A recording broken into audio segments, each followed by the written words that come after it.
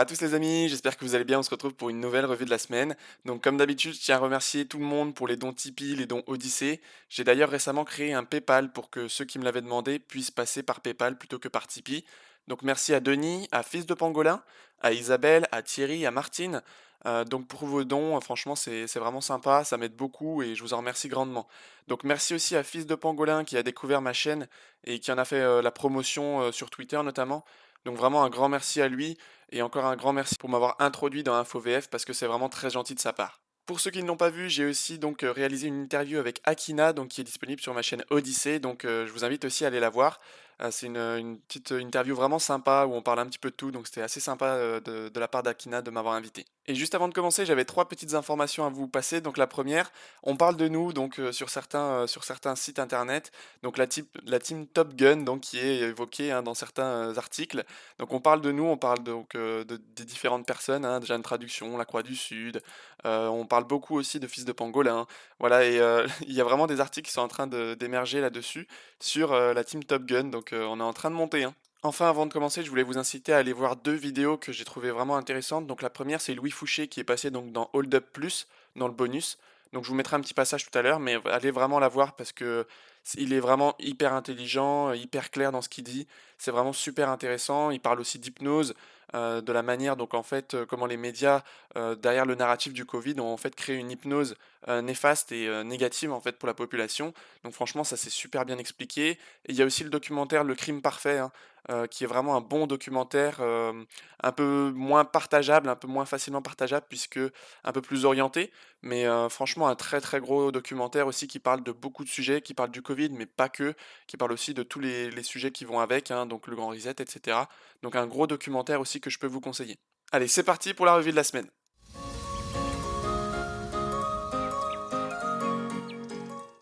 Allez, on commence comme d'habitude avec le Covid et donc on va commencer avec la baisse du Covid puisque de simples mesures de santé publique fonctionnent même avec les variants, dixit l'OMS. Donc et oui, chute du virus partout dans le monde, quelle que soit la politique menée, moins 16% en une semaine, couvre-feu, fermeture ou pas.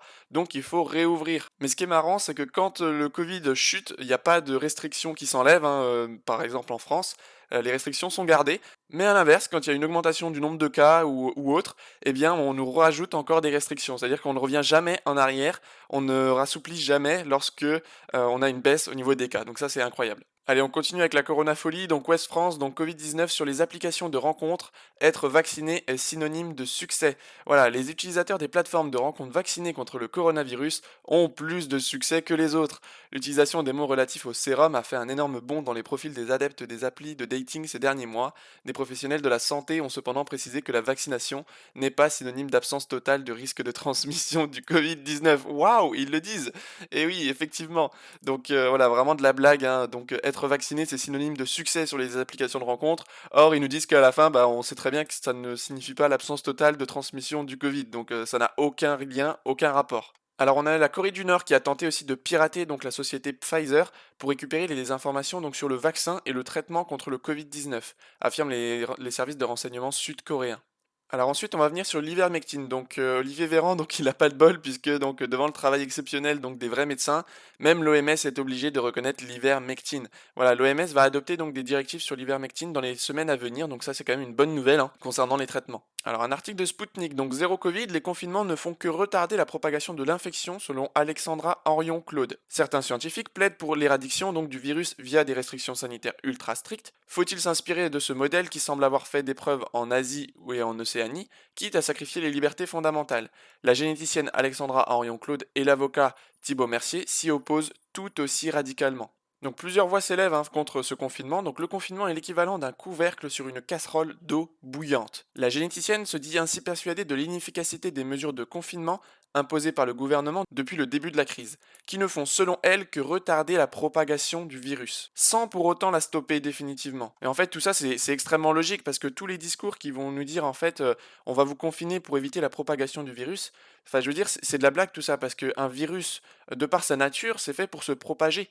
Donc à aucun moment on peut arrêter un virus comme ça de se propager selon ses envies. Un virus dans sa nature même c'est de se propager. Donc toutes les mesures qui visent à éviter bloquer la propagation du virus, notamment par le confinement, en mettant ensemble des gens qui sont malades et pas malades, bah, c'est vraiment une blague en fait. Donc on nous dit l'idée que le confinement puisse être un recours systématique contre toute infection virale ou bactérienne est incompatible avec la vie humaine. Ce sont des solutions de technocrates ou de chercheurs restés trop longtemps dans leur laboratoire, dont la compréhension de la vie se limiterait aux boîtes de pétri. Au niveau local, on s'aperçoit que les confinements provoquent en réalité un phénomène de retardement de la propagation de l'infection.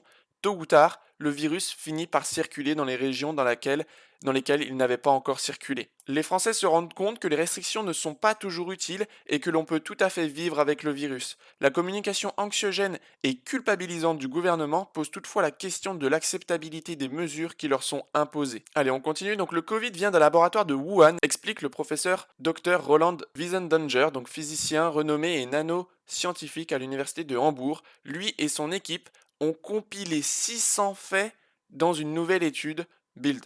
Voilà, mais chez nous en France, poser la question de l'origine du virus, c'est carrément être directement catégorisé complotiste, on n'a pas le droit de se poser cette question. Alors qu'il y a des chercheurs et des personnalités assez importantes qui, eux, pensent que ce virus a été créé par l'homme. Allez, on continue avec le Figaro, donc Covid-19, la commercialisation d'un spray nasal français supposément antivirus suspendu. Ce spray, validé par l'IHU de Marseille, où exerce le professeur Didier Raoult, tuerait le virus à 99,9%. L'agence du médicament affirme n'avoir reçu aucune donnée démontrant sa performance et sa sécurité. Alors au-delà de savoir si ça fonctionne ou pas, ce qui est assez étrange, c'est qu'on met encore une fois tout de côté, on laisse seulement le vaccin. C'est-à-dire que tous les traitements qui pourraient être intéressants, on les met de côté, on dit que ça marche pas.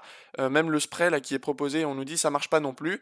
La seule possibilité, c'est le vaccin. Si ça n'émane pas d'une stratégie, franchement, faut m'expliquer, hein. Allez, voyons à quel point ce Covid-19, c'est juste une pandémie. Donc regardez le docteur Fauci, donc aux États-Unis, un des plus grands médecins, il s'occupe vraiment de tout ce qui est Covid là-bas, il fait des conférences de presse tout le temps avec le masque, mais regardez, dès que la caméra ne tourne plus, eh ben, il enlève le masque, hein, il le met sous le nez, voire même sous la bouche, hein, alors que c'est ce même monsieur qui nous dit qu'il faut porter le masque en continu, qu'il faudrait même en porter deux. Donc voilà, est-ce qu'il a vraiment peur du Covid, ce monsieur? Je ne pense pas. Allez, Philippe Douste-Blazy vient de faire un retournement de veste intersidéral. Donc ce monsieur était passé donc dans Hold Up, hein, il démontait tout concernant donc le narratif du Covid et aujourd'hui il vient sur BFM TV nous dire qu'il faut se reconfiner et aussi nous dire qu'il va falloir faire des camps Covid, hein, avec des endroits où on va mettre à chaque fois obligatoirement des personnes qui testent positives au Covid.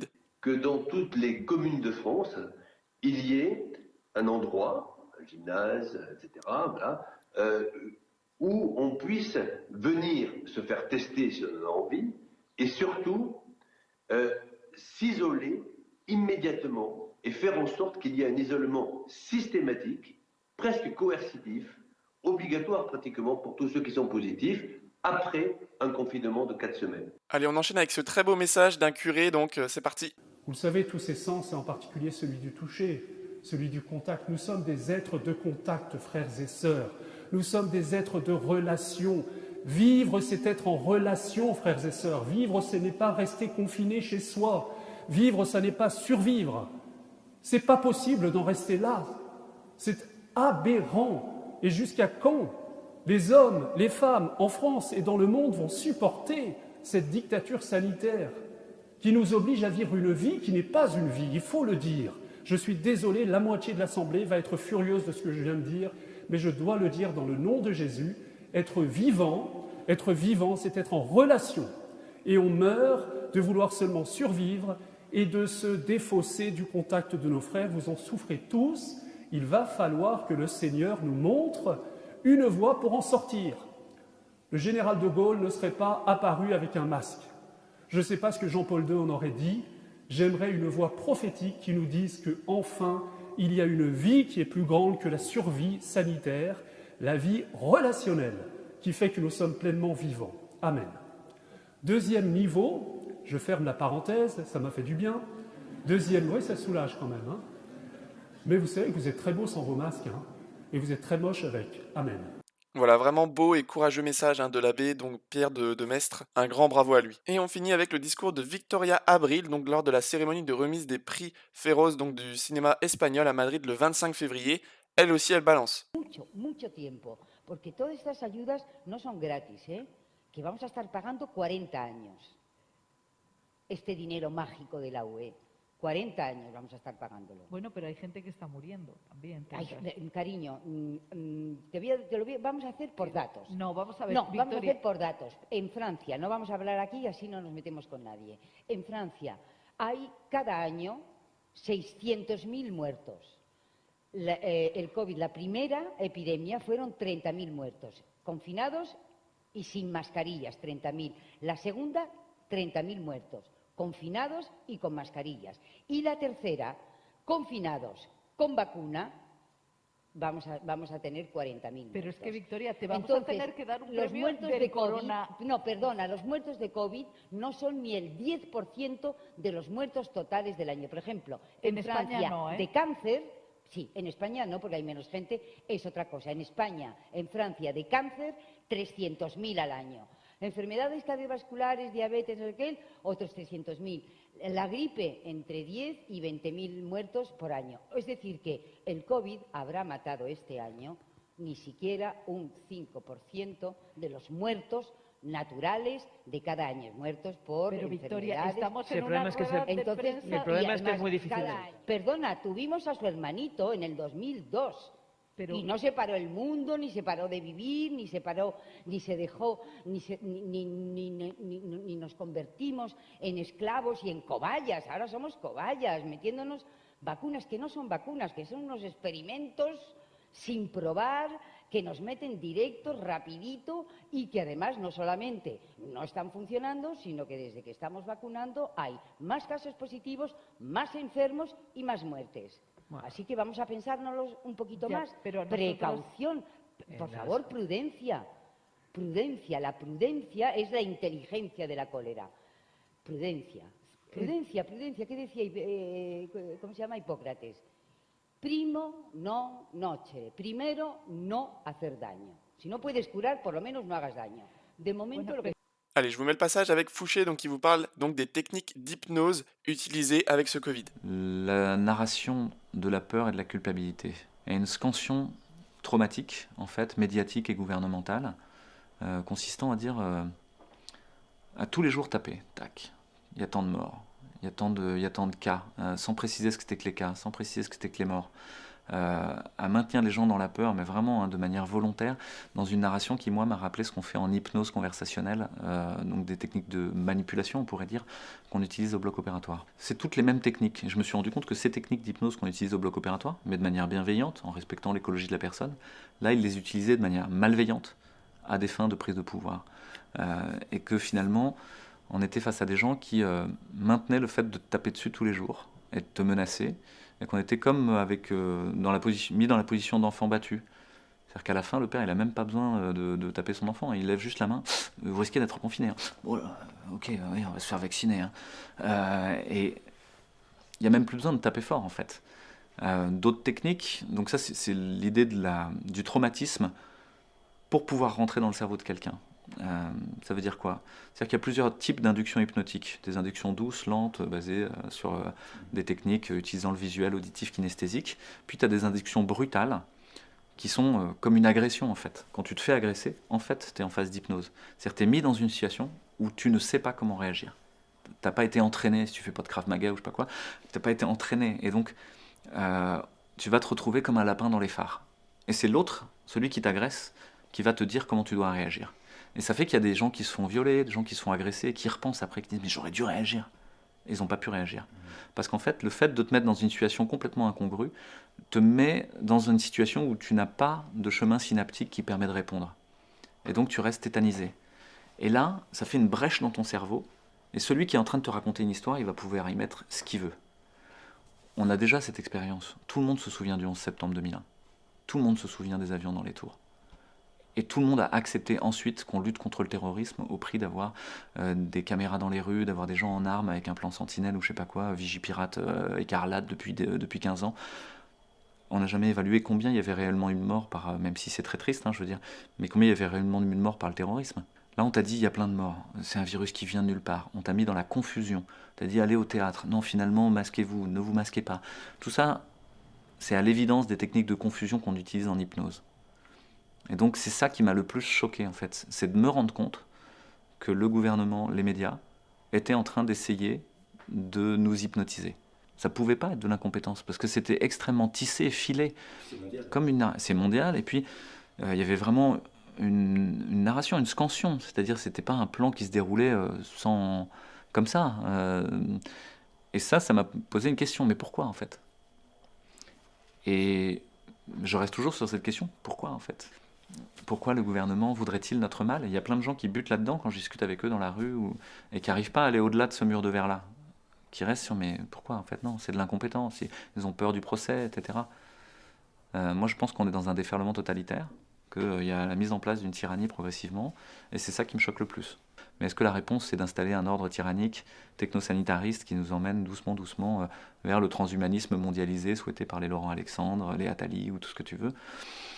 Moi ça me fait froid dans le dos. Allez, maintenant on passe à la France et il y a beaucoup d'informations à traiter. C'est parti.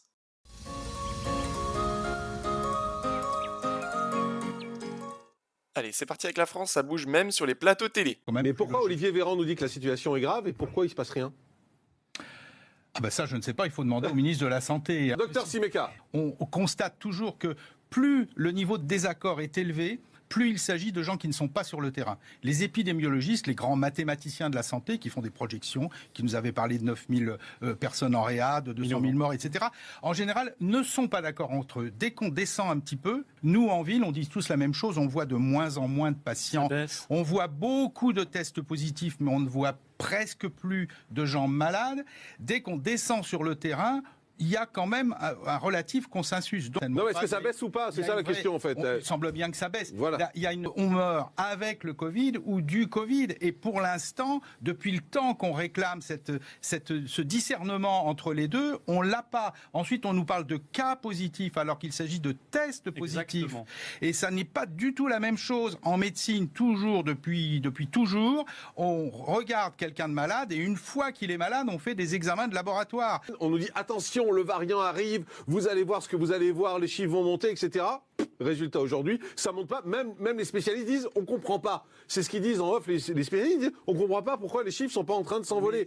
On ne comprend rien. C'est pour ça que moi je m'inscris toujours en faux contre les grands mathématiciens de la santé, parce qu'ils sont à côté de la plaque, parce qu'ils n'ont pas intégré l'idée que le vivant c'est archi complexe, qu'il y a des milliers de facteurs qui interagissent et que les choses sont imprévisibles. Et sans arrêt, eux, ils font des courbes et ils les continuent, ils les croisent. Et ils se trompent, ils passent leur temps à se tromper et leur temps à prédire.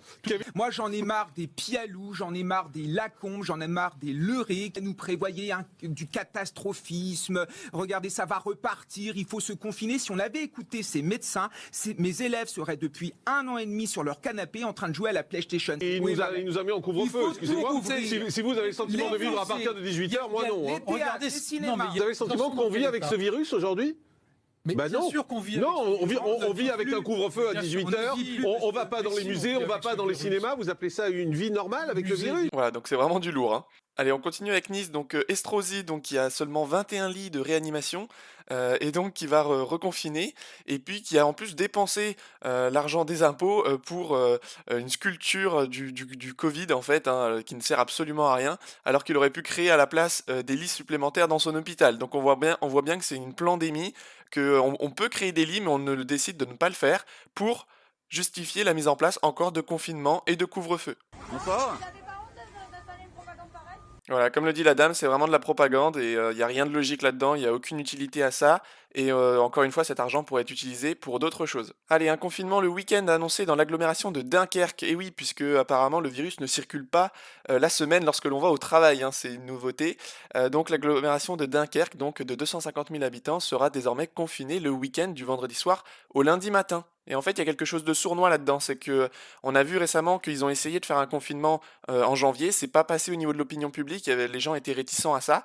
Et donc ce qu'ils font, c'est qu'ils vont y aller de manière un petit peu plus sournoise, c'est-à-dire qu'ils vont faire un petit confinement local à Dunkerque, ensuite ils vont faire un petit confinement à Nice, ils vont en faire un petit pour la Moselle, etc. Et de fil en aiguille, ils vont essayer de faire un confinement général. Voilà, donc quand ils peuvent pas annoncer un gros confinement comme ça du jour au lendemain, ils vont essayer d'y aller par petites touches. Donc s'il y en a qui n'ont encore pas compris, ils ne veulent absolument pas un retour à la normale. Pour eux, la normalité maintenant, c'est couvre-feu, confinement, couvre-feu, confinement. Et d'ailleurs, la maire donc de Paris va proposer un reconfinement de la capitale pour 3 semaines. Dans le sillage des annonces de Jean Castex, donc le premier adjoint de la mairie de Paris a fait part de l'intention de la mairie de reconfiner la capitale pour une durée de 3 semaines, au bout de laquelle la ville pourrait envisager de tout rouvrir.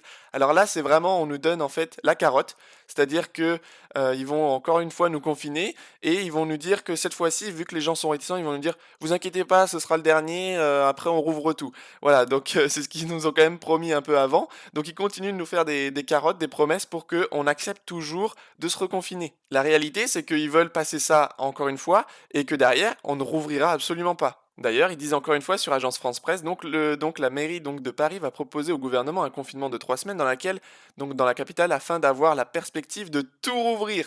Voilà, à son issue, y compris bars, restaurants, lieux culturels, a affirmé le premier adjoint Emmanuel Grégoire sur France Info. Voilà, là, la carotte, elle est là, hein. Elle est là. On nous dit, allez, c'est bon, un dernier confinement et après on rouvre vraiment tout, les bars, les restaurants, vous allez pouvoir tout faire.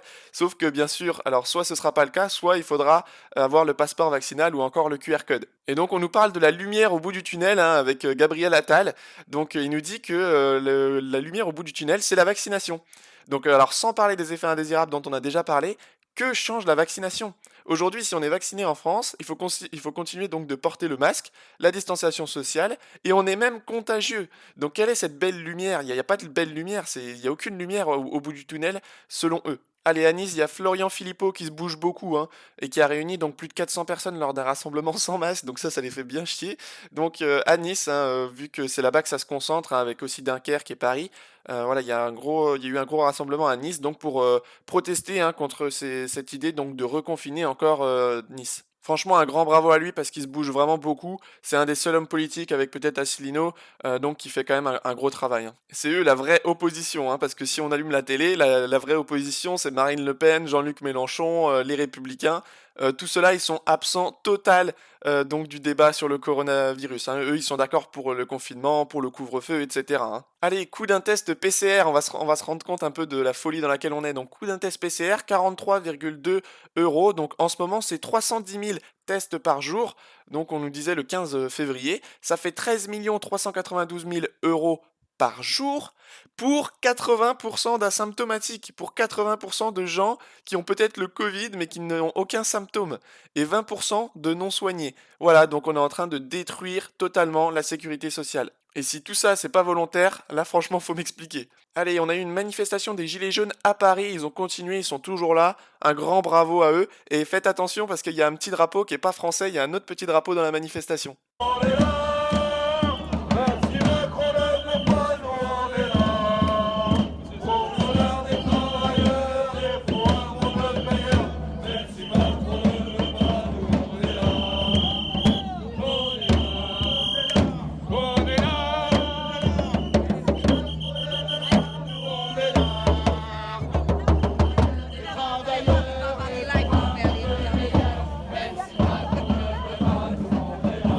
Et oui, vous l'aurez remarqué, un beau drapeau américain. Franchement, bravo aux Gilets jaunes qui continuent, c'est fantastique. Et il y a eu aussi une manifestation de 24 heures, donc le week-end du 20 février à Strasbourg, donc contre les restrictions sécuritaires et sanitaires. Il prévoit de passer la nuit donc dans le quartier européen. Un collectif de plusieurs personnes, dont des Gilets jaunes, organise une manifestation d'une journée complète du samedi 20 au dimanche 21 février à Strasbourg. L'objectif de cette mobilisation d'ampleur internationale selon ses promoteurs est de protester contre les mesures sanitaires décidées et maintenues par le gouvernement depuis l'irruption du coronavirus et contre les projets de loi sécuritaires. Elle a été relayée dans plusieurs groupes et QG de Gilets jaunes et de syndicats, y compris hors d'Alsace. Voilà, donc félicitations aussi à eux, hein. Et encore des personnes qui se bougent donc à Marseille, donc plusieurs centaines de personnes bravent le couvre-feu à Marseille pour assister à des spectacles de rue dans le Vieux-Port. Un hélicoptère de la gendarmerie survole la zone. Voilà, il était 18h20, ils devaient rentrer chez eux et ils étaient tous là pour observer donc ce spectacle. Franchement, ça fait du bien de voir autant de personnes dans les différentes manifestations ou bien des personnes qui bravent le couvre-feu. On se rend compte qu'on commence à passer dans une autre étape. Il y a eu l'étape où tous les gens étaient un petit peu sidérés et ne bougeaient pas forcément. On a eu l'étape où les gens ont commencé à se renseigner.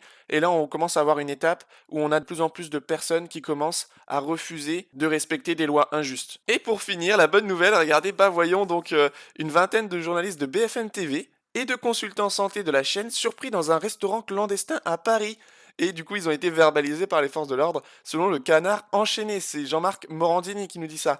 Donc voilà, ceux qui propagent la peur et soutiennent les mesures liberticides dans les médias, qui en plus culpabilisent les Français sur leur comportement, bah eux ils se permettent d'aller manger au restaurant clandestinement. C'est pas beau ça? Encore une fois, est-ce que ces personnes ont vraiment peur du Covid ou est-ce qu'elles savent très bien ce qui se passe? À vous de juger. En parlant de jugement, j'espère vraiment que ces personnes seront jugées très bientôt pour tout ce qu'elles ont fait, hein. Allez, on enchaîne avec le vote anticipé sur une machine à voter lors de la prochaine présidentielle en France, paru donc le 16 février donc sur RT France.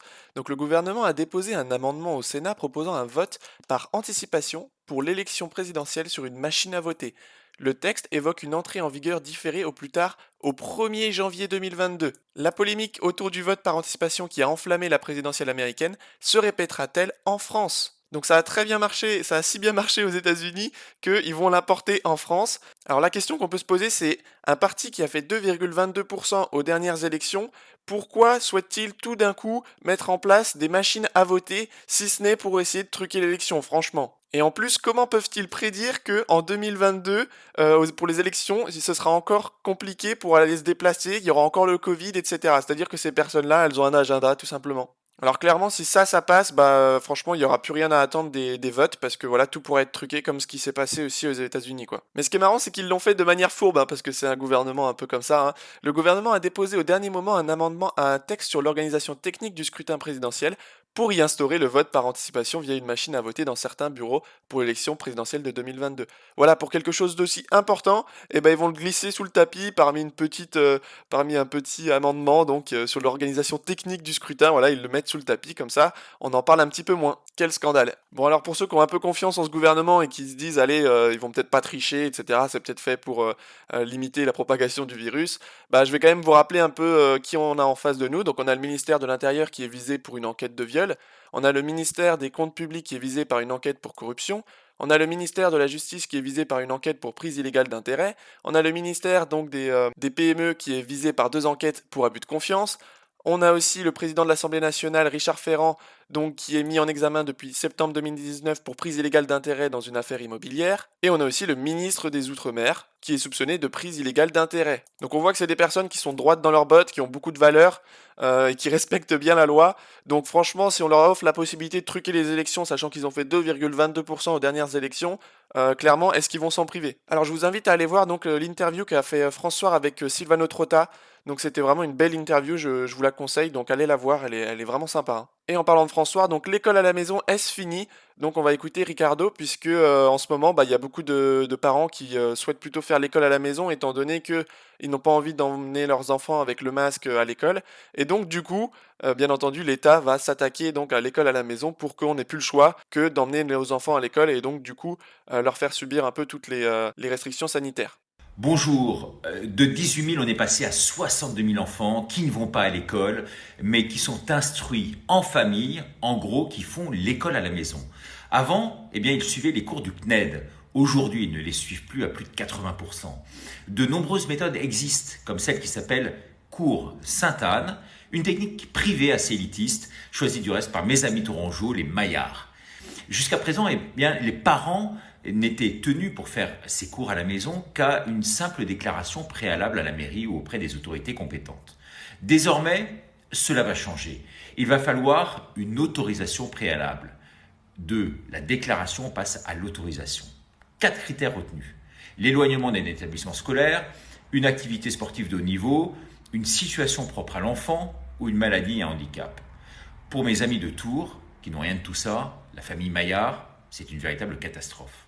Les enfants étaient épanouis comme jamais. Ils faisaient tous de nombreuses activités annexes qui leur permettaient d'avoir une vie sociale visiblement forte. Ils réussissaient dans tout ce qu'ils faisaient. C'était une bonne méthode.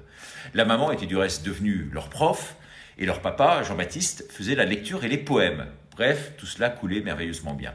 En plus, pas de masque et pas de soucis. Oui, mais voilà, ce satané gouvernement est passé par là et veut désormais réglementer tout cela pour un meilleur contrôle.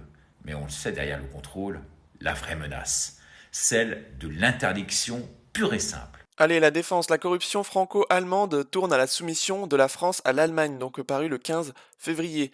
Donc SCAF, MGCS, traité d'Aix-la-Chapelle, en matière de défense nationale, le couple franco-allemand pourrait résumer sa relation avec le fameux adage « Donne-moi ta montre et je te donnerai l'heure ». Dans les faits, rappelle pourtant Nicolas Maisonnet, député RN du Gard et membre de la commission défense de l'Assemblée nationale, la France donne gracieusement sa montre à l'Allemagne qui ne fait même pas l'effort de nous rendre l'heure et réclame plus encore. Donc pour le système de combat aérien du futur, donc la première phase de ce programme de développement industriel entre la France et l'Allemagne, auquel s'est récemment ajouté l'Espagne, représente pour notre pays un coût de 2,5 milliards d'euros jusqu'en 2025 contre 1,5 milliard pour l'Allemagne. Donc valeur actuelle qui titre un pillage non dissimulé du savoir-faire français. Car, selon eux, ce partenariat industriel cache en réalité une véritable soumission de la France à l'Allemagne. En effet, contrairement aux industriels allemands, les groupes français apportent un savoir-faire, des technologies et une propriété intellectuelle qui résultent de plus de 6 décennies d'investissements nationaux dans l'outil de défense. Alors que les négociations initiales fixaient que seules les technologies développées en commun dans le cadre du SCAF pourraient ensuite être réutilisées sur d'autres projets par différents pays. Mais l'Allemagne revient à la charge pour exiger que toute technologie utilisée ou développée nationalement pour ce programme puisse être ensuite réemployée à son bon vouloir. Un pillage donc industriel non dissimulé de la propriété intellectuelle française qui révèle une équation largement en notre défaveur. Et malheureusement, le cas du SCAF n'est pas isolé. En décembre dernier, la France a laissé l'Allemagne prendre progressivement le contrôle de son champion des blindés, Nexter, donc au nom d'une coopération avec l'allemand KMW, le programme KNDS. Bien qu'actionnaire à 50% du programme, l'État français a laissé l'industriel allemand mettre fin à la direction bicéphale et prendre le contrôle décisionnel de KNDS. Cette soumission française en faveur de l'Allemagne n'est pas sans rappeler le traité d'Aix-la-Chapelle du 22 janvier 2019. En effet, Emmanuel Macron a offert à l'Allemagne les bénéfices des atouts français enviés dans le monde entier. En plus d'une défense mutuelle garantie par notre dissuasion nucléaire, nous avons offert l'accès indirect à notre siège permanent au Conseil de sécurité de l'ONU, en nous engageant à coordonner nos positions et concerter nos décisions avec l'Allemagne. De plus, la France est engagée à faire d'une priorité donc diplomatique l'attribution d'un siège permanent à l'Allemagne au sein du Conseil donc de sécurité de l'ONU. Le tout avec une absence de réciprocité et de symétrie flagrante, qui en dit long sur la soumission de nos élites et leur conception de l'indépendance nationale. Voilà, donc la coopération franco-allemande se fait à sens unique. Et voilà, c'est vraiment triste parce que là, on se rend compte qu'on est un peu pieds et poings liés donc dans cette Union européenne, notamment avec l'Allemagne. Allez, on arrive sur le sujet du passeport sanitaire. Et je vous fais découvrir une vidéo comment envoyer qui est vraiment sympa, donc d'une humoriste sur le passeport sanitaire. Bonjour, j'ai réservé une table. Bien sûr, du passeport vaccinal, s'il vous plaît. Oui. Très bien. Écoutez, tout est en règle. Bon appétit, monsieur. Je suis serveuse sergent-chef dans ce restaurant. Grâce au Covid, avec un diplôme en école hôtelière, on obtient une équivalence dans les forces de l'ordre. J'ai pu fusionner mes deux passions, servir les gens et faire respecter l'ordre. Ici, on a le label Olivier Véran. La vocation, je l'ai eue pendant le premier confinement. Pour passer le temps, je dénonçais mes voisins qui sortaient un petit peu trop souvent ou qui faisaient des fêtes clandestines. J'ai créé une milice, entre deux rondes, on faisait des crêpes, de fil en aiguille. Here I am. C'est pas vous sur la photo, ça, monsieur? Non mais je veux juste une table. Je resterai pas longtemps, je vous jure. C'est mon anniversaire de mariage. Ah oui, mais je vais être indulgente. Alors je vais fermer les yeux, je dis rien à la sécurité sociale, mais faux usage de faux pour dire bye bye à la carte vitale. Allez, circulez, monsieur. Mais c'est mes 20 ans de mariage avec ma femme. Eh ben, offrez-lui un gâteau. Allez. Non mais écoutez, non, le boulanger CRS en face n'a pas voulu me servir non plus. J'ai essayé d'acheter un gigot chez l'adjudant Boucher, mais il n'a pas voulu me servir. Non, écoutez, s'il vous plaît, soyez sympa.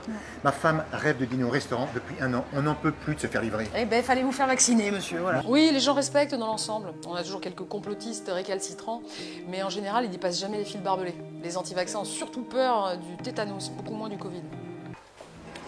Monsieur, le masque entre les plats, s'il vous plaît. Oh là là. Oui, il n'y a pas de oh là là, sinon pas de dessert.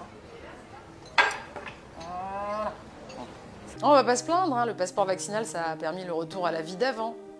Avant 1945, mais quand même, on a pu rouvrir les bars, les lieux culturels, les... Salut Jean-Marc! C'est le colonel, le directeur du théâtre en face. On n'a pas encore d'étoiles au guide Michelin, mais on a 2 croix gammées dans le Collabo Emilio. Et on est noté 10 sur 10 sur TripAdvisor. Pas du tout, les gens qui sont contre le passeport vaccinal sont libres de rester chez eux. Mais je vois pas où est le problème. Tu peux pas conduire si t'as pas de permis, tu peux pas faire de karaoké si t'as pas 3 grammes, tu peux pas faire le Tour de France si t'es pas dopé, tu peux pas faire de politique si t'as pas de casserole au cul, tu peux pas rentrer dans un club échangiste si t'as pas de femme. Ah bah écoutez, c'est parfait, tout est en règle. Allez-y, monsieur, dame, je vous en prie, bon appétit. Ah, en revanche, il me faut les passeports vaccinaux des enfants. Ah bah, on les a pas fait vacciner, ils sont trop jeunes. Ah, alors ils vont rester dehors. Je vous mets une table pour 2, du coup. Une table pour 2. Voilà. Vous inquiétez pas, on leur met une petite gamelle avec de l'eau. Très bien. Alors bonne soirée les enfants. Voilà, je vous en prie. Alors pourquoi je parle du passeport sanitaire? Eh bien parce que Emmanuel Macron évoque la création d'un pass sanitaire. Et donc, nous allons mettre en place une organisation à travers ce que j'appellerais un pass sanitaire. C'est-à-dire on va demander à ce que d'abord les gens s'enregistrent pour faciliter, vous savez, le système d'alerte. C'est-à-dire que si quelqu'un est venu à un tel événement dans un lieu public, qu'il puisse s'être enregistré avec un code, de la manière la plus simple et la plus numérique qui soit. Voilà, donc là je pense qu'il parle aussi du QR code, hein. Donc voilà, le pass sanitaire qui arrive, donc pour Emmanuel Macron, j'ai une traduction qui nous dit c'est pas comme si on avait essayé de prévenir les gens depuis 1 an. Effectivement, les complotistes avaient encore une fois raison sur le passeport sanitaire. Et donc on va regarder qu'est-ce que c'est que ce pass sanitaire, donc 20 minutes qui nous en parle, donc évoque la mise en place d'un pass sanitaire. Donc ça date du 25 février et il nous dit donc que tiendra une réunion avec des membres du gouvernement la semaine prochaine pour préparer la mise en place d'un pass sanitaire qui ne sera pas un passeport vaccinal, bien entendu. Donc en vue de la réouverture des lieux culturels et des restaurants fermés par la pandémie de coronavirus. Alors écoutez bien, je sens qu'il y a beaucoup de confusion parfois à ce sujet, donc nous dit Emmanuel Macron, sur le fait que le pass sanitaire ne sera pas uniquement lié à la vaccination. Donc là, avec cette phrase, il est censé nous rassurer en nous disant que le pass sanitaire, ce n'est pas un passeport vaccinal. Donc là, il est en train de nous dire que le pass sanitaire, ça va être encore pire que le passeport vaccinal parce que il ne sera pas uniquement lié à la vaccination.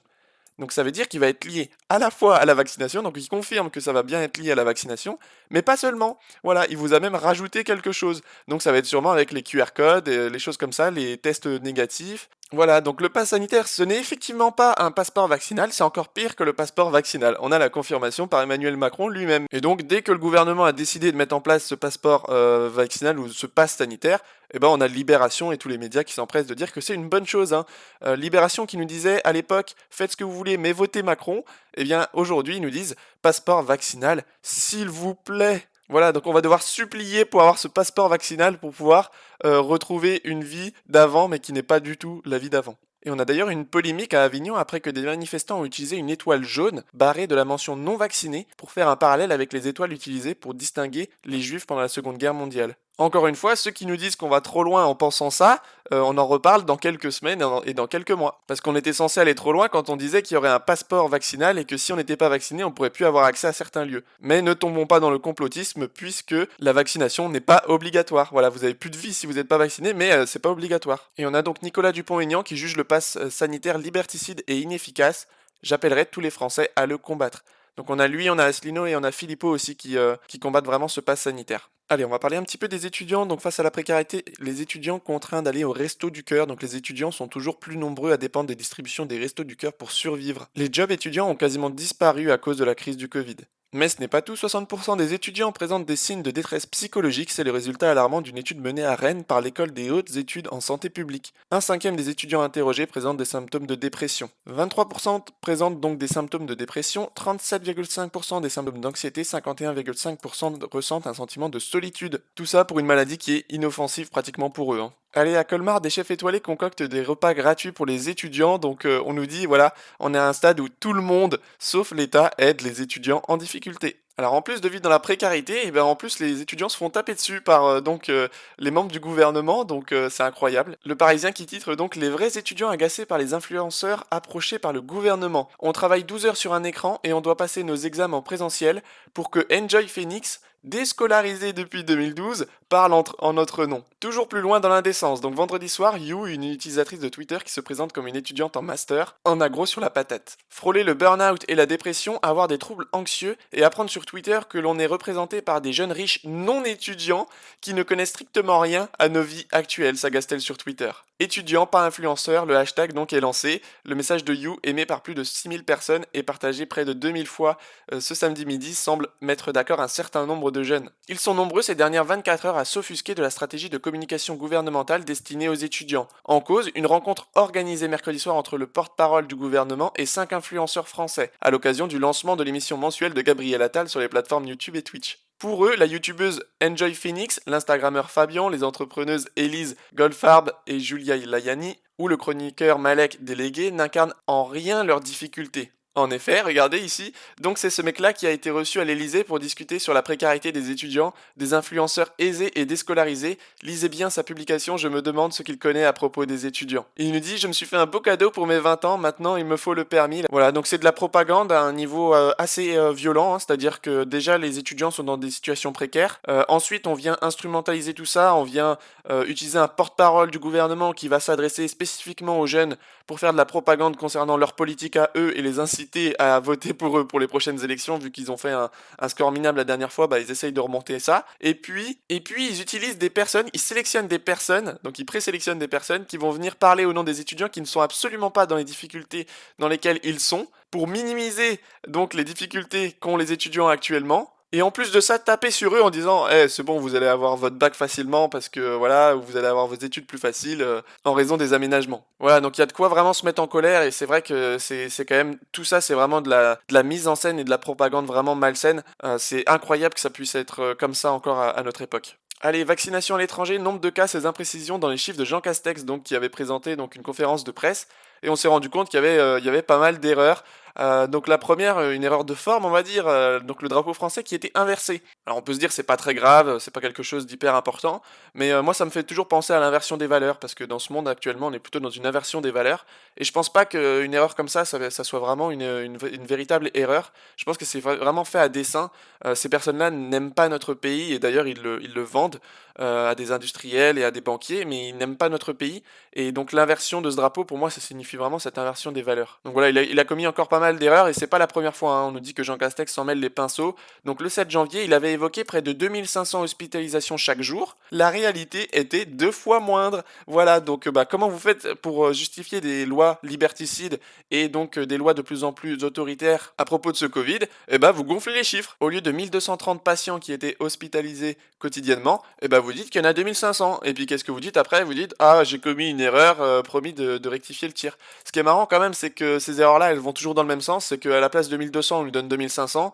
L'autre fois encore sur TF1, on nous avait annoncé des chiffres qui étaient faux, mais c'est toujours des chiffres faux qui vont toujours dans le même sens, qui est dans l'aggravation de ces chiffres. Ils nous diront jamais en fait il y a que 200 patients en hospitalisation alors qu'en fait il y en a 600 quoi. Donc c'est toujours dans le même sens, c'est toujours pour faire peur et c'est toujours pour légitimer donc des lois de plus en plus autoritaires. Et on a Martine Vonner qui nous parle donc de la population en EHPAD qui sert donc bien de cobaye pour la campagne vaccinale Covid-19. Aveu de la bouche même d'Olivier Véran qui nous dit « On sera bientôt en mesure de dire si la vaccination en EHPAD permet d'éviter les formes graves et les hospitalisations. » C'est incroyable! Ça, c'est censé être le cas, hein. On nous dit la vaccination permet d'éviter les formes graves et les hospitalisations. Et là, Monsieur Véran nous dit très clairement, très facilement, devant tout le monde, il nous dit on sera bientôt en mesure de dire si la vaccination en EHPAD permet d'éviter les formes graves et les hospitalisations. Donc on se trouve bien là dans un test de niveau phase 3. Et ça, c'est en plus expliqué et confirmé par Louis Fouché, donc qui explique que les vaccinations de l'ARN messager ne sont donc qu'un essai thérapeutique de recherche de l'Agence européenne du médicament de 3 phases, qui va durer jusqu'en 2023 derrière des populations sans leur consentement. Pour moi, la plus importante, c'est l'idée du consentement éclairé. C'est-à-dire que les gens doivent savoir ce qu'on leur injecte et dans quel, en fait, ils sont dans un essai thérapeutique de phase 3. Et on ne leur dit pas, quand vous avez la vague fiche d'informations donnée dans les EHPAD aux gens en disant ça va vous sauver de tout, c'est juste mensonger, c'est des fake news. On ne leur dit pas, vous êtes dans 3 essais qui durent jusqu'en 2023 pour savoir qu'est-ce que font ces petits morceaux d'ADN sur votre corps, qu'est-ce que font ces petits morceaux d'ARN sur votre corps, qu'est-ce que font les nanoparticules lipidiques, les excipients. C'est le 3e warning de l'Agence européenne du médicament qui dit mais il y a 2 excipients qui sont tout neufs, qu'on n'a jamais utilisés pour stabiliser l'ARN, qui sont ce qu'on appelle des nanoparticules lipidiques. Qu'est-ce que ça fait? C'est pareil, étude jusqu'en 2023. La moindre des choses, c'est que le médecin qui informe ou le soignant qui informe le patient lui dise vous êtes en fait dans une recherche jusqu'en 2023 pour savoir. On peut dire que c'est du coup les Français, les Européens sont des cobayes? À mon sens, oui, vraiment. Je pense qu'ils sont pris dans une recherche biomédicale sans leur consentement. Or, c'est exactement ce qui a été reproché aux médecins nazis pendant les tribunaux de Nuremberg. C'est exactement ce qui a été reproché aux médecins qui avaient conduit une expérimentation qui s'appelle les sacrifiés d'Alabama. Voilà, donc Sylvano nous le dit, en plus c'est écrit par les fabricants. La fin des essais effectivement le 22-10-2022 pour Moderna et 2023 pour Pfizer. Ils ne mentent même pas, c'est le gouvernement, les médecins, les politiques et bien sûr les médias qui mentent. Allez, vaccination, le partenariat avec Doctolib contesté devant le Conseil d'État. Un collectif de professionnels de la santé reproche donc à Doctolib d'avoir confié l'hébergement des données des patients à Amazon Web Services, une société soumise aux droits américains et au programme de surveillance permis par celui-ci. Donc on a déjà Macron qui a donné donc toutes nos données médicales à Microsoft et à Bill Gates, et là donc on a Doctolib qui donne donc toutes ces données à Amazon. Je sais pas vous, mais moi ça m'inspire pas trop confiance. Et on a aussi une fuite massive de données médicales, une enquête judiciaire ouverte à Paris, alors que des données médicales de 500 000 personnes ont fuité sur Internet.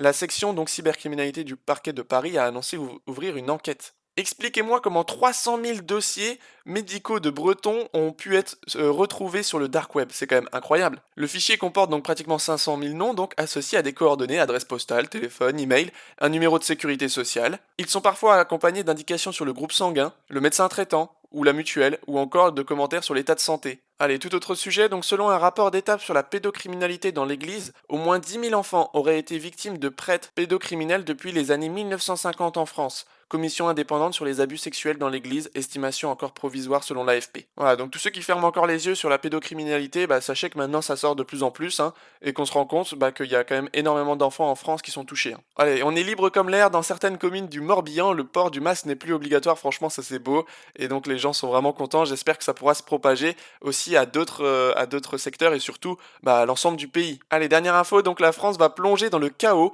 et l'après-Covid va tourner au cataclysme selon Marlène Schiappa, donc la ministre Broye du Noir apparemment, et prédit même à ses collègues ministres et parlementaires une version française de l'invasion du Capitole. Eux, ils ont des boules de cristal à chaque fois, vous pouvez leur demander ce que vous voulez, que ce soit sur le Covid, sur l'avenir en France, eux ils savent tout ce qui va se passer, parce que c'est eux qui choisissent ce qui va se passer. Le problème qui va vraiment se poser, c'est l'après-Covid, parce que l'après-Covid, il va y avoir une colère, je pense, au sein de la population française, et eux sont pas bêtes et ils savent très bien qu'il va y avoir cette colère, donc ce qu'ils vont faire, c'est qu'ils vont à mon avis essayer de l'orienter et de l'instrumentaliser d'une certaine manière pour que ça leur soit bénéfique, c'est toujours la même chose. Donc ce sera à nous d'être intelligents de la manière dont on va agir. Allez, on passe à l'Europe et au monde.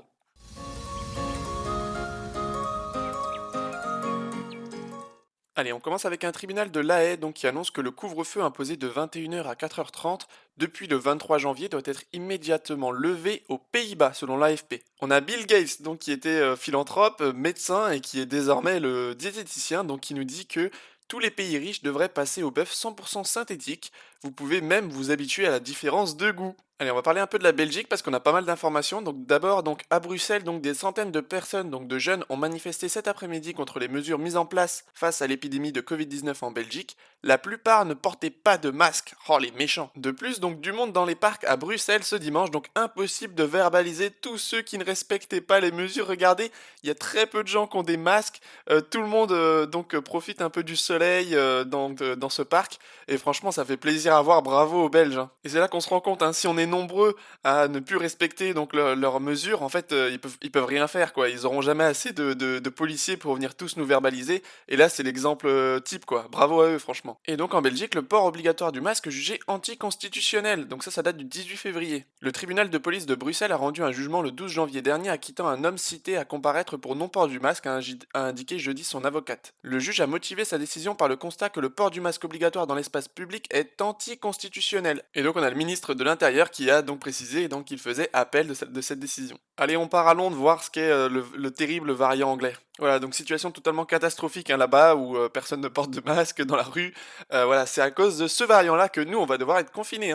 Allez, ville fantôme, compagnie clouée au sol, usine fermée. Pour le gourou Klaus Schwab, le confinement améliore silencieusement la vie urbaine. Voilà, comme nous dit Sylvano, c'est vraiment des fous et donc c'est ce gourou, Klaus Schwab, qui mène à la baguette de nombreux dirigeants qui répètent comme des perroquets ce qu'il impose. Là, ils ont été trop loin et ils ont même effacé cette vidéo sur leur site. Ils l'avaient postée sur leur site et ils l'ont effacée. Donc on va la regarder. Donc on nous dit le bruit sur la planète Terre a été considérablement diminué et est au plus bas depuis des décennies, dû au confinement. Ils sont quand même super perspicaces, hein. En enfermant les gens chez eux, on se rend compte qu'il y a moins de bruit dans la rue. Waouh! Les scientifiques ont aperçu donc une vague de silence tout autour du monde en 2020. Le bruit dans certaines villes a descendu de 50%. Et pour eux, c'est vraiment cool, hein. Vu qu'il n'y a plus d'avions, vu qu'il n'y a plus d'usines, que tout est fermé, donc on a un record au niveau du silence donc dans les villes. Pour eux, c'est vraiment top, hein. Ils en ont marre que nous, on sorte faire la fête, que ça fasse du bruit dans les villes, hein. La question derrière ça, c'est quel monde eux, ils veulent, hein, finalement. Il y a eu aussi donc des records concernant donc la chute en termes de pollution de l'air, hein, puisqu'il y avait moins de déplacements avec les voitures, les transports. Donc ce monde, pour eux, ça leur conva très très bien. On est tous chez nous, on fait moins de bruit, on pollue moins, tout va bien. Donc il y a eu des ciels plus clairs en Asie et en Amérique, selon eux. Donc les émissions carbone ont été diminuées de 7% l'année dernière. En fait, ce qu'il y a derrière tout ça, c'est qu'en fait, c'est nous le problème finalement. En fait, si l'humanité, on pollue, s'il y a trop de bruit, c'est tout ça, c'est à cause de nous, à cause du peuple, hein. C'est pas du tout à cause des riches. Mais ça ne va pas diminuer donc les risques pour le changement climatique. Donc pour eux, ça continue dans leur idée, hein. Eux, ce monde-là leur convient très très bien. Voilà la vie donc selon le World Economic Forum. Allez, on va passer à Israël. Israël, c'est vraiment hard là-bas. Je pense que c'est le plus hard sur la planète et je pense que c'est même volontaire et on essaye de tester et voir ce qui se passe en Israël et en Chine, c'est aussi les deux là. Et puis ensuite, on essaye de les inculquer donc dans les autres pays. Donc en Israël, donc accès à la plage que si vous êtes vacciné. Et oui. Bon, pour aller travailler, pour aller dans le métro, là, c'est bon. Mais pour la plage, par contre, non, faut être vacciné. Beaucoup trop de risques à la plage, hein. Et en Israël, donc, test donc du bracelet électronique comme alternative à la quarantaine à l'hôtel. Donc, on nous montre deux individus qui sont très contents d'avoir leur bracelet électronique. Si ça, c'est pas de la propagande, faut m'expliquer ce que c'est. Donc, le bracelet électronique qui était utilisé avant pour des personnes qui étaient en lien ou qui avaient des affaires judiciaires, et donc, on leur mettait le bracelet pour pas qu'ils puissent s'échapper et qu'on puisse les suivre, en fait, hein. Et bien là, on va inciter donc à mettre un bracelet électronique à l'ensemble de la population. Donc on est tous des criminels finalement. Mais c'est vraiment le monde qu'ils veulent, hein, où en fait on peut suivre l'individu, que ça soit financièrement, voir qu'est-ce qu'il dépense, ensuite où est-ce qu'il va, est-ce qu'il respecte bien la loi, puis voilà, après ça vient sur du crédit social, d'enlever des points, etc. Enfin je veux dire, voilà le monde du World Economic Forum, hein. Et on continue, donc un bar offre un verre à ceux qui se vaccinent contre le coronavirus. Donc ça c'est à Tel Aviv toujours. Allez, en parlant des vaccins, donc votre vaccin n'a que pour but de stériliser les Africains. Donc la Ligue de défense noire africaine s'insurge contre la proposition d'Emmanuel Macron de livrer 13 millions de doses de vaccins au continent. Eh oui, puisque Macron a commandé plein de vaccins assez catastrophiques, et ben en fait il est en train d'essayer d'en revendre à tout le monde. Sauf que là les Africains ils en ont ras-le-bol des vaccins, vu tous les scandales qu'il y a pu avoir là-bas, hein. Bravo à eux. Allez, voilà un athlète qui a vraiment du courage, hein, pour affirmer sa position. Donc je préfère manquer les Jeux Olympiques que de me faire vacciner, déclare la star jamaïcaine du sprint, Johan Blake, donc une sommité, hein, dans le monde du sprint. Allez, on revient avec l'idée donc du passeport vert, donc se déplacer en sécurité vers l'adoption d'un passeport vert donc numérique européen. La présidente de la Commission européenne a annoncé qu'elle présenterait au cours du mois de mars un projet de passeport vert numérique attestant d'une vaccination contre le Covid-19 ou d'un test négatif. Les États membres pour une approche commune. Donc l'idée c'est que voilà, tous les pays européens vont devoir adopter ce projet de passeport vert qui arrive à grands pas puisqu'on nous parle donc là en cours au mois de mars. Et d'ailleurs Angela Merkel annonce l'arrivée donc d'un passeport vaccinal avant l'été. Donc ce qui est marrant c'est que voilà, il y a tous les pays qui commencent à en parler, on a Macron, on a Merkel, et tout ça on en parle puisque c'est une décision européenne. Et toujours sur Angela Merkel, donc elle oublie son masque devant les caméras en prononçant au Bundestag un discours sur la stratégie mise en place afin de lutter contre la pandémie. C'est elle qui impose le passeport vaccinal, le masque à sa population, mais qui, elle, ne respecte absolument pas ces mesures. Allez, un article que je voulais vous partager donc sur Disclose TV, donc il nous dit une entreprise de généalogie a développé un outil d'intelligence artificielle qui donne vie à des images fixes de parents morts. On nous dit non, ce n'est pas un épisode de Black Mirror. Donc pour ceux qui ne connaissent pas, c'est une série un peu science-fiction dystopique qui nous évoque un peu comment dire, les dérives qu'il pourrait y avoir dans le futur et qui parlait dans un épisode de ça en fait, hein, du fait qu'on pourrait utiliser des images de personnes mortes. Eh bien c'est ce qui est en train d'être fait actuellement, donc c'est quand même assez horrible, hein. Allez, Espagne, l'autorité publique donc de la Galice en Espagne a décidé d'instaurer une amende conséquente qui irait donc de 1000 à 60 000 euros dans le cas d'un refus de vaccination contre la Covid-19. Incroyable. Mais je pense que Macron, vu qu'il voit ça, il va faire la même chose en France, vous inquiétez pas. Ce sera pas obligatoire, vous n'aurez plus de vie et vous devrez payer en plus une amende si donc vous refusez de vous faire vacciner. Allez, quelques informations concernant donc l'Italie, l'Espagne, la France. Donc l'Italie, 13 314 nouveaux cas donc en Italie. En Espagne, 9 212 nouveaux cas. En France, c'est nous qui avons le plus de restrictions, donc avec tout qui est fermé, 31 519 nouveaux cas. Donc voilà, dans quel pays où les bars et les restaurants sont fermés? Ah oui, la France. Donc voilà, soit le virus s'arrête aux frontières, soit on nous prend encore une fois pour des cons. Il faut bien sûr tout rouvrir. Allez, on va parler un peu de Facebook. Donc la Birmanie, donc des violences à Rangoon. Donc Facebook ferme les comptes liés à l'armée. Donc là, on a Facebook, une entreprise privée, qui se permet de fermer des comptes liés à une armée d'un pays indépendant. C'est, je sais pas si on peut faire pire que ça. Facebook qui commence à s'ingérer dans tout, absolument tout. Là, les big tech sont en train vraiment de prendre la mainmise donc sur le qui parle, qui ne parle pas, et même si une armée d'un pays a le droit de parler ou pas. Incroyable. Et on continue parce qu'en Australie, donc Facebook qui bloque l'information.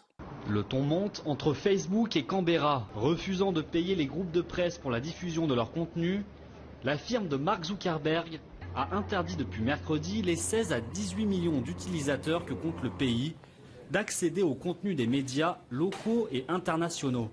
Une initiative unilatérale qui fait grincer des dents du côté du gouvernement du libéral Scott Morrison.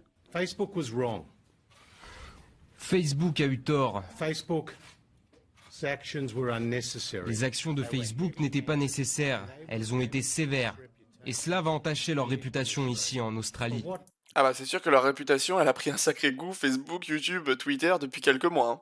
Allez, Covid-19, l'exception suédoise, donc un article de France 24. Pas de masque obligatoire, ni épisode de confinement, ni fermeture des restaurants. En Suède, le gouvernement a parié sur l'autodiscipline des citoyens pour faire face à la pandémie de Covid-19. Plutôt que de recourir à la méthode dure, il a longtemps préféré miser sur la responsabilité individuelle, la distanciation sociale et la généralisation du télétravail. Une stratégie approuvée par la majorité du pays, donc, mais qui atteint aujourd'hui ses limites, voilà, selon eux. Je sais pas si vous remarquez, c'est les mêmes articles hein, qu'on nous balançait déjà il y a quelques semaines, quelques mois. Dès qu'on voit une petite recrudescence en termes de cas hein, en Suède, on nous dit ah ça y est, en fait ils ont eu tort. C'est ce qu'on nous a toujours rebalancé. À chaque fois qu'il y avait des choses un peu négatives en Suède, on nous le balançait en disant ah vous voyez ils ont fait la mauvaise stratégie. Mais en fait, en fin de compte, si on prend le bilan global, la Suède a fait la meilleure stratégie qu'elle pouvait faire puisque son économie n'est pas au plus mal comme la nôtre et en plus ils n'ont pas à déplorer une quantité énorme de morts. Allez, la Pologne qui lutte donc contre la big tech en poussant à bloquer donc la censure des réseaux sociaux. Un article de Fox News donc paru le 18 février rapporte une prise de position très offensive de la Pologne vis-à-vis de la censure pratiquée sur les réseaux sociaux. Le vice-ministre polonais de la justice a déclaré que le retrait de Trump de Twitter créait un dangereux précédent. Une proposition de loi première mondiale. Les entreprises de médias sociaux qui censurent les utilisateurs et suppriment donc des publications pour des raisons idéologiques pourraient bientôt faire face à des amendes en Pologne, dans le cadre donc d'une tentative de limiter donc les pouvoirs des big tech. Le gouvernement polonais dit donc assez. Nous voyons que lorsque big tech décide de supprimer du contenu à des fins politiques, c'est principalement du contenu qui fait l'éloge des valeurs traditionnelles ou du conservatisme, a-t-il déclaré. Et il est supprimé dans le cadre de leur politique de discours de haine, quand il n'a pas le droit légal de le faire. Et donc on parle d'amende sans précédent en vertu de la nouvelle législation. Toute plateforme interdisant à un utilisateur s'exposerait à des amendes de 13,5 millions de dollars à moins que le contenu ne soit également illégal en vertu de la loi polonaise. Voilà, donc eux ils ont très bien fait la chose. En fait ils vont regarder par rapport à leur propre loi. Si l'utilisateur n'est pas en infraction par rapport à la loi polonaise, à leur loi à eux, eh ben ce sera bon, ce sera Facebook ou bien les big tech qui vont payer. Et ça c'est vraiment bien, et à 13,5 millions de dollars à chaque fois, je pense qu'ils vont réfléchir à deux fois avant de supprimer les comptes là-bas. Hein. Comme quoi, quand on veut, on peut. Et ils nous disent, la liberté d'expression n'est pas quelque chose que les modérateurs anonymes travaillant pour des entreprises privées devraient décider, on est d'accord. Facebook et tout ça, à la base, c'est juste là pour servir de plateforme support pour que les gens puissent parler. Hein. Ils sont pas là pour dire vous avez le droit de parler ou vous, je vous supprime. C'est très dérangeant parce que si Big Tech se considère comme une organisation suffisamment habilitée pour interdire un président en exercice des États-Unis, cela envoie un message au monde que nous pouvons interdire n'importe qui quand nous le voulons, a-t-il ajouté. On est totalement d'accord. Et en France, donc, la censure prend aussi une place sur les réseaux sociaux avec de nombreux comptes suspendus temporairement ou définitivement sur Facebook, YouTube, dès que les contenus ne respectent pas les règles de l'utilisation de la communauté ou ne suivent pas les recommandations de l'Organisation mondiale de la santé, comme ça a pu être le cas pour moi la dernière fois. Cette censure est allée jusqu'à une proposition de décret limitant la liberté de parole de certains professeurs d'université ou de médecine.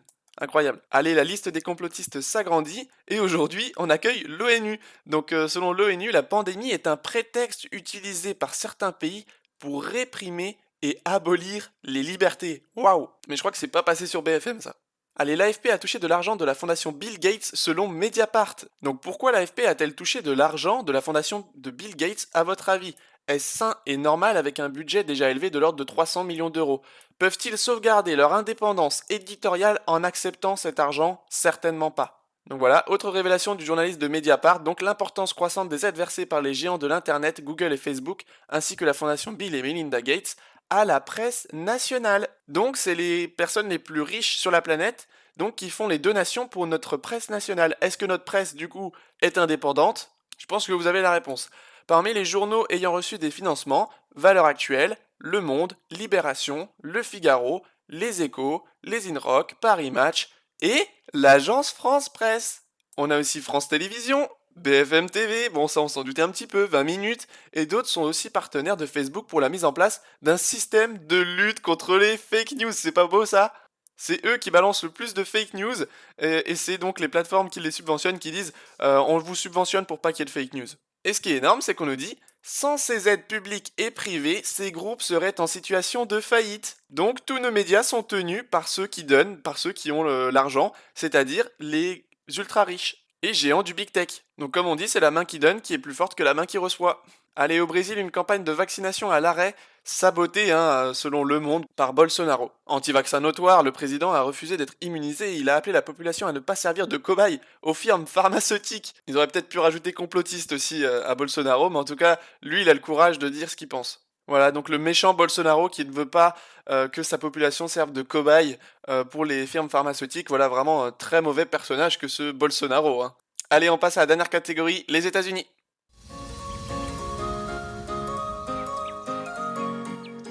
Allez, c'est parti pour les États-Unis. Donc, on commence avec le documentaire Absolute Proof, donc de Mike Lindell, dont on a déjà parlé la dernière fois, sur la fraude des élections américaines. Donc, le documentaire est disponible et traduit pour vous par Quantum Leap Traduction, donc bravo à elle et allez la soutenir. Hein. Donc, je vous encourage vraiment à aller voir ce documentaire, très bien fait pour comprendre ce qui s'est passé durant les élections américaines. Allez, article du 15 février du New York Post, donc la Floride et la Californie voient le Covid-19 décliner malgré des approches différentes. La Floride et la Californie ont adopté des approches radicalement différentes pour lutter contre la propagation du coronavirus. Mais les deux États ont vu des indicateurs clés s'améliorer ces dernières semaines. Le gouverneur de Californie a imposé des règles plus strictes, imposant récemment une ordonnance de séjour à maison dans tout l'État le 3 décembre qui a duré toute la saison des vacances. A l'inverse, en Floride, en revanche, donc des mesures ont été prises pour garantir que les entreprises restent ouvertes. Le gouverneur a empêché pour cela les municipalités locales de mettre en œuvre les restrictions qui obligeraient les restaurants et les bars à fonctionner à moins de la moitié de leur capacité. Donc en fait, la conclusion, c'est que la Floride, elle, n'a pas confiné, elle a tout laissé ouvert,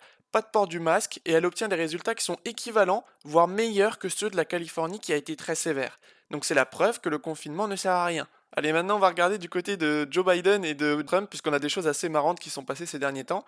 Donc Biden a fait donc un message présidentiel le 15 février 2021, et le même jour, on a eu un rassemblement pro-Trump, de supporters de Trump qui se sont rassemblés, et on va comparer un petit peu les deux. Donc Joe Biden, le 15 février, les deux dates du 15 février, qui est sur le site de la Maison Blanche officielle, qui recueille 254 000 vues, et qui a 3900 likes et 60 000 dislikes. Ça, c'est pour le président des États-Unis actuel. Et regardez, du côté de Trump, on a 1 239 691 vues, on a 92 000 likes et seulement 1400 dislikes. Donc comme le dit Lola Cohen, donc on se demande franchement lequel de Trump ou Biden est l'actuel président des États-Unis.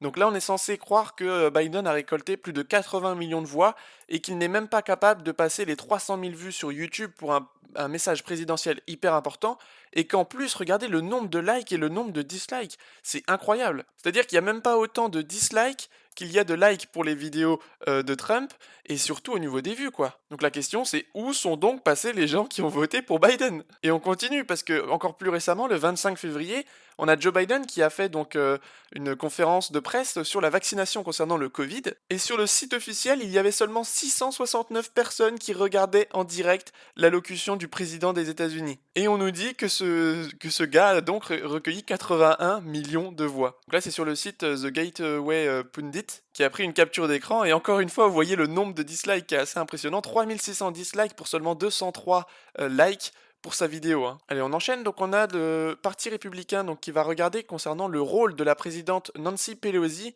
donc concernant la sécurité du Capitole américain avant l'émeute. En effet, selon eux, elle aurait joué un rôle très important dans ce qui s'est passé au Capitole, et j'espère qu'on en saura plus par la suite. Hein. Allez, en parlant du Capitole, donc on a la police du Capitole qui renforce la sécurité en se basant sur des renseignements obtenus qui montrent un possible complot visant à violer le Capitole par un groupe de miliciens identifié le jeudi 4 mars. Voilà, donc c'est un peu comme la journée du 20 janvier. Le 4 mars, c'était une date pas importante, mais disons que c'était une date intéressante à plusieurs niveaux.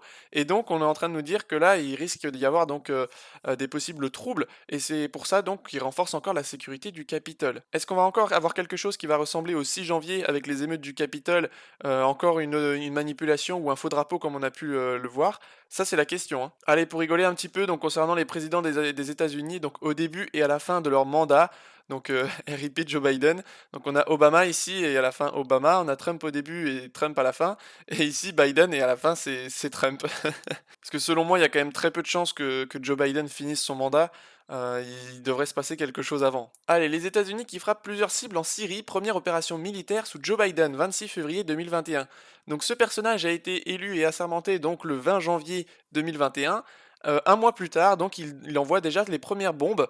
Il attaque déjà donc la Syrie. Et selon les médias, le grand méchant loup, c'était Donald Trump qui n'a fait aucune guerre durant 4 ans, qui a ramené les troupes à la maison. Et donc ce monsieur, hein, qu'on nous décrivait comme le gentil président, celui qui ne ferait pas de vagues, qui serait vraiment très très bien, un super président, eh bien c'est lui qui commence à faire la guerre. Alors même que Trump avait signé des traités au Moyen-Orient pour essayer de stabiliser la zone.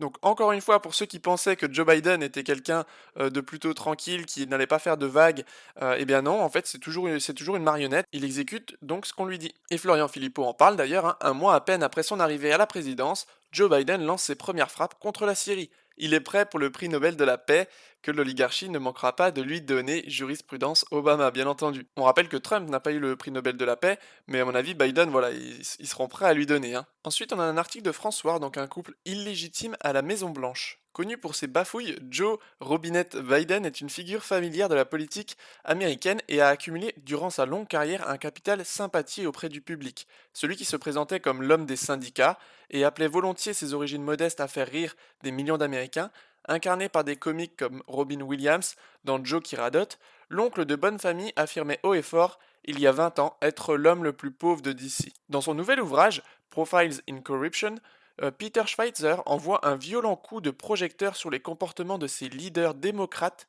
davantage occupés à s'enrichir qu'à défendre les classes moyennes et l'intérêt général. Le clan Biden, dont la fortune s'est considérablement étendue durant les années politiques de leur champion, remporte le gros lot. A contrario, on sait que Trump a fait baisser sa fortune durant son mandat aux États-Unis, alors que Biden, lui, n'a fait que s'enrichir durant ses années au pouvoir. Donc on nous dit que l'auteur n'en est pas à son coup d'essai puisqu'il avait fait Clinton Cash, donc son ouvrage paru en 2015, qui était devenu rapidement un best-seller. Hein. Il a secoué les médias, déclenché les enquêtes par le FBI et détruit la réputation de Hillary Clinton qui, malgré la formidable machine du parti, a perdu les élections présidentielles de 2016 avec les conséquences que l'on sait.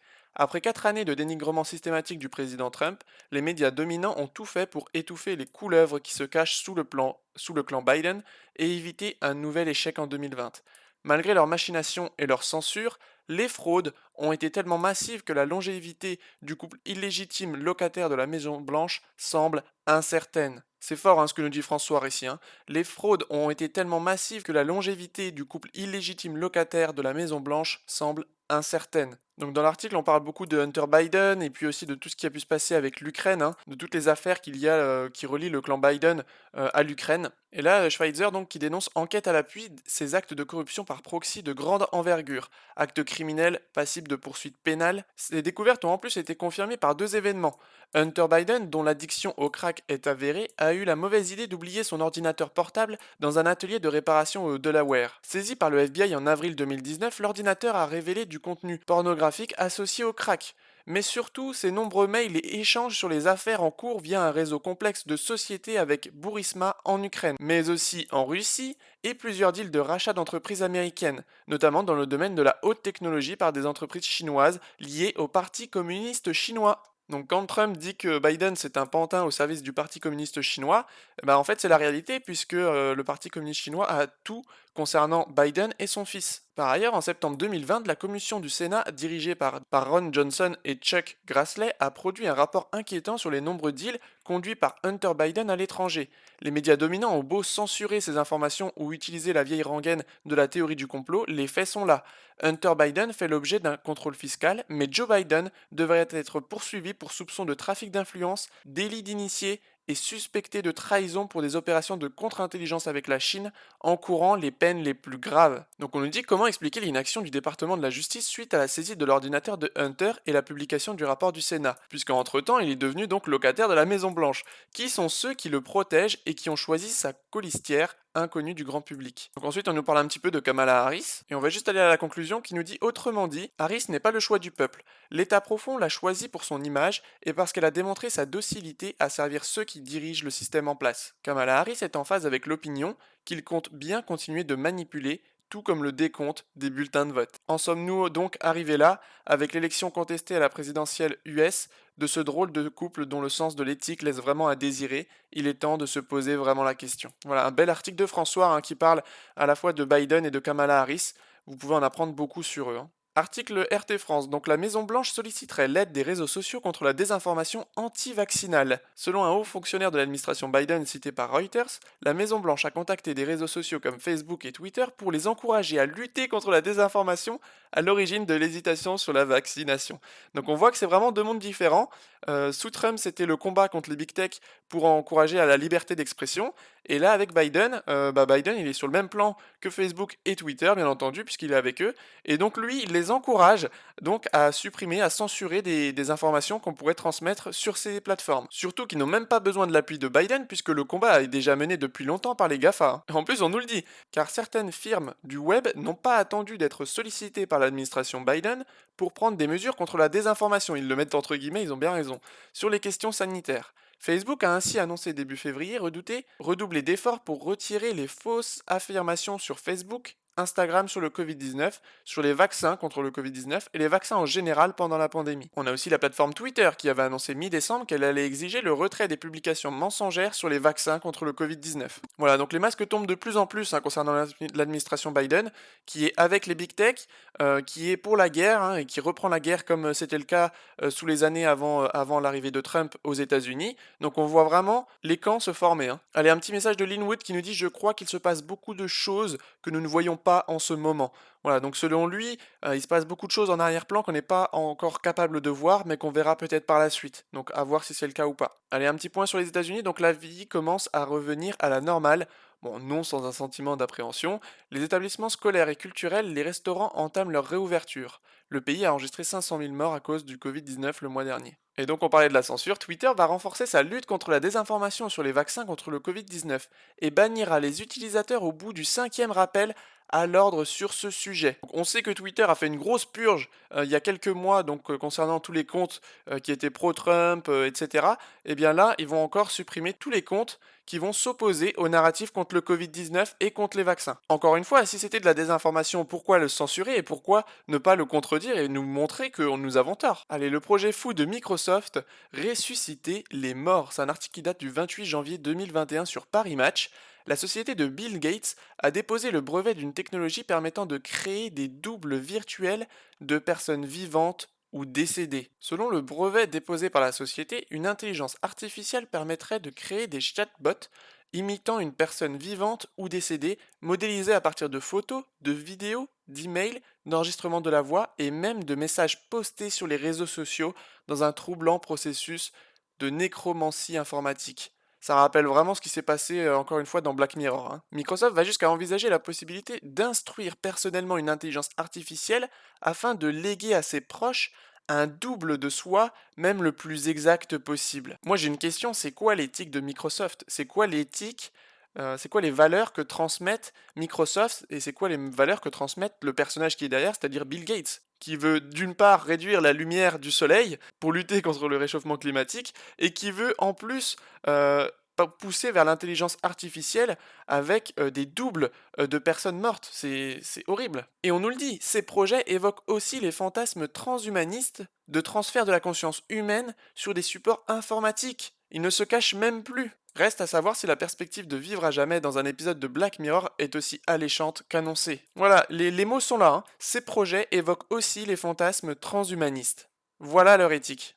Allez, on finit avec du positif aux États-Unis, puisque le Texas a donc levé l'obligation du port du masque et rouvre l'économie à 100%. C'est un article du 3 mars 2021. Réouverture totale des commerces. Le gouverneur républicain a estimé que le Texas avait les moyens de protéger sa population du Covid. En effet, l'État du sud du pays est en bien meilleure position qu'en octobre. Donc eux, dès qu'ils voient qu'il y a des encouragements et que les chiffres sont en baisse, eh bien ils rouvrent. Alors que nous, on reste confinés et on enchaîne avec des couvre-feux sans jamais repartir en arrière, sans jamais renlever le masque ou réouvrir les commerces. Le gouverneur a ajouté donc « Nous nous assurons que tous les commerces et les familles au Texas aient la liberté de déterminer leur propre destin. » Bravo à lui. Parce que nous, en France, on est en train de faire couler et on est en train de tuer tous les commerçants, sans qu'ils aient la liberté de déterminer de leur propre destin. Et donc, après le Texas, on a eu le Mississippi qui ouvre tout et supprime aussi les masques.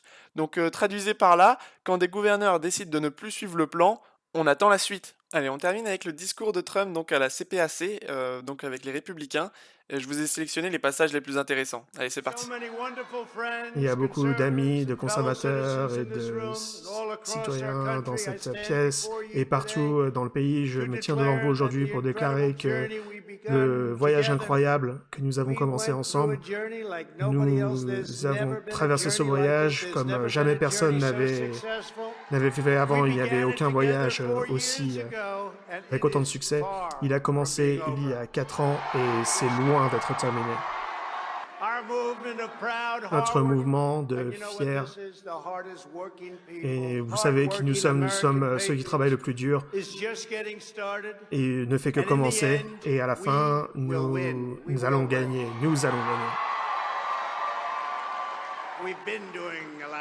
Nous avons fait beaucoup de victoires, et nous nous rassemblons aujourd'hui, nous sommes au milieu d'un tournant historique pour l'histoire de l'Amérique, pour la culture américaine, les institutions de l'Amérique, pour ses principes, notre sécurité, la prospérité, notre identité en tant qu'Américains est en danger, comme peut-être jamais dans l'histoire.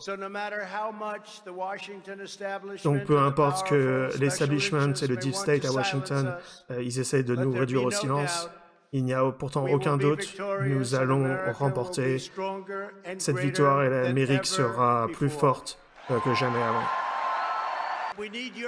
Nous avons besoin de votre aide pour gagner et pour battre Big Tech et pour le Deep State de Washington. Nous devons sauver votre deuxième amendement qui est à la quai. Nous devons aider pour protéger le financement pour les vétérans et l'armée. Et nous devons, comme nous l'avons dit précédemment, c'est une bataille pour la survie de l'Amérique telle que nous la connaissons. Et oui, c'est une bataille très difficile. Et ça ne va pas être facile, mais nous allons gagner, Et lorsque nous allons gagner, l'histoire va se souvenir que c'était ce moment où nous avions eu le choix d'abandonner, mais à la place, nous avons choisi de pousser vers l'avant. Le plus grand et le défi et le plus dur est la tâche. Nous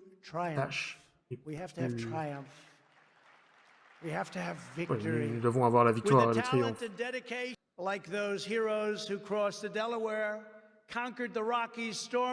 Et donc tous ces héros américains qui ont remporté les batailles, qui ont traversé le Delaware, Nous allons persister et nous allons survivre. Nous sommes plus forts qu'ils le sont.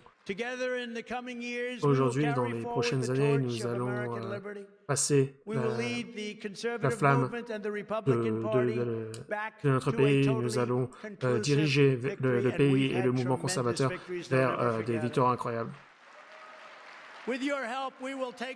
Avec votre aide, nous allons reprendre la Chambre des représentants, nous allons gagner le Sénat et ensuite un président républicain va faire un retour triomphant à la Maison-Blanche.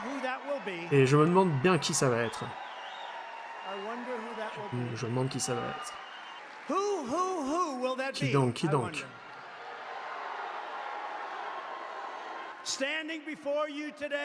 Je me tiens devant vous aujourd'hui et je suis très confiant que notre mouvement, que notre parti et que notre pays, nos jours les plus beaux sont encore devant nous. Et nous allons rendre l'Amérique encore plus fière encore plus que ça ne l'a jamais été avant. Merci à CIPAC, que Dieu vous bénisse et que Dieu bénisse l'Amérique. Voilà, donc des signes un petit peu d'espoir pour terminer cette revue de la semaine. Elle est assez longue, mais du coup j'ai retracé vraiment beaucoup d'informations étant donné que j'avais fait une petite pause. Donc j'espère que cette vidéo vous a plu et je vous dis à très bientôt. Ciao!